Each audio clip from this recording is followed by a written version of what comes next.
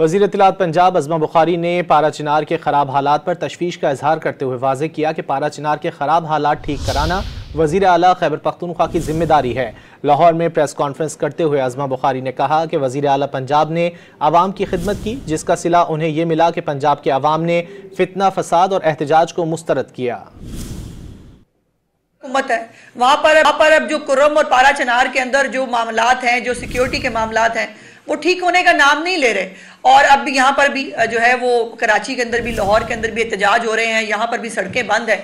लेकिन जो है वो नासिर अब्बास साहब जेल जाते हैं मिलने इमरान खान साहब से, उनको रिहा कराने की वो मेंबर भी हैं। उन्हें चाहिए कि इमरान खान साहब के हाथ जोड़े कि पारा चिनार के मामला जो हैं उसको ठीक करा सके, बिकॉज वहाँ की सड़कें खुलाना ये गंडापुर साहब का काम है, मरियम नवाज साहिबा का या शहबाज शरीफ साहब का नहीं है। एक